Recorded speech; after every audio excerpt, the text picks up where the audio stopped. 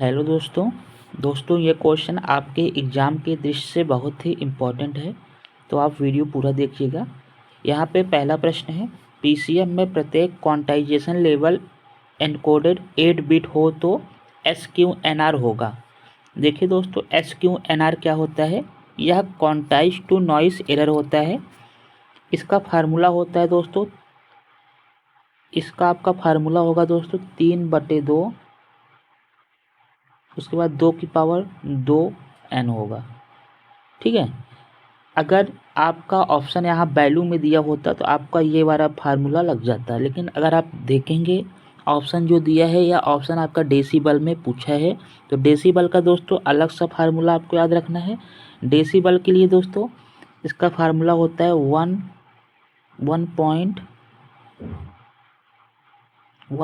आपका 7 8, उसके बाद प्लस में 6n होता है। ठीक है, जहाँ आपका n क्या है?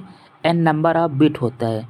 ठीक है, उसके बाद हम जब इसको करेंगे 1.78 प्लस 6n, मतलब n की वैल्यू कितना है? 6 × 8 करेंगे। जब इसको आप सॉल्व करेंगे 8 × 48, उसके बाद एक जोड़ेंगे मतलब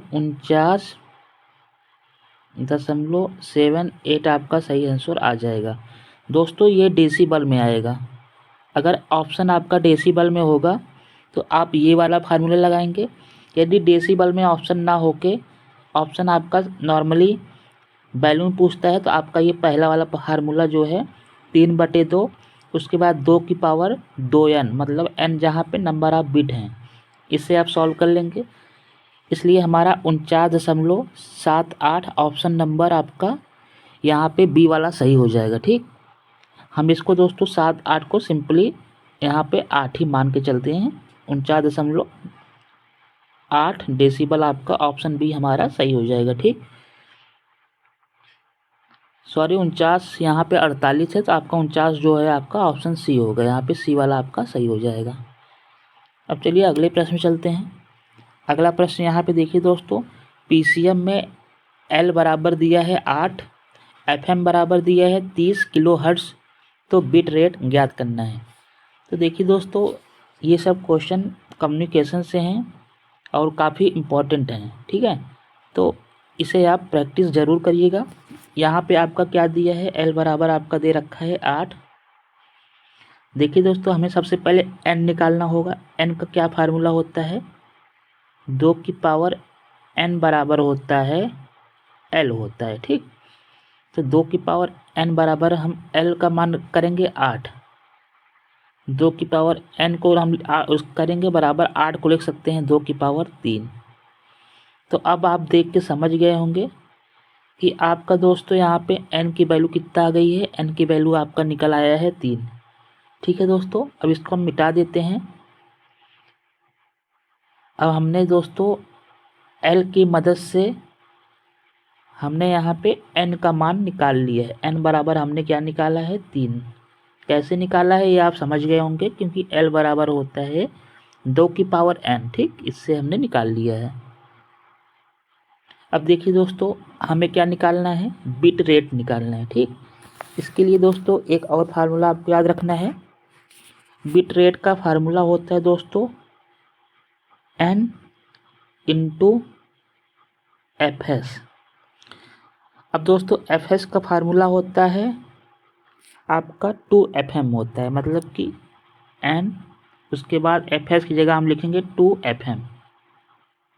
ठीक है दोस्तों, अब n की वैल्यू मैंने क्या निकाला था? 3 × 2, और गुणे दोस्तों fm की मान यहाँ दे रखा है, कितना दिया है?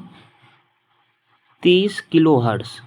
ठीक, इसको सॉल्व करेंगे 3 × 3 = 9 × 2 = 18, मतलब 180 किलोहर्ट्ज़ आपका आ जाएगा बिट रेट। तो यहाँ पे आपका ऑप्शन नंबर ए सही हो जाएगा।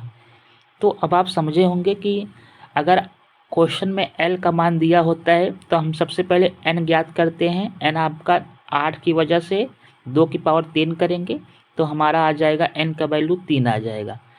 उसके बाद NFS फार्मूला होता है बिट रेट के लिए, तो हमें FS ज्ञात करने के लिए हमें 2Fm लगाना पड़ेगा। Fs बराबर 2Fm होता है और यहाँ पे क्वेश्चन में Fm बराबर आपका 30 किलो हर्ट्ज़ दे रखा है।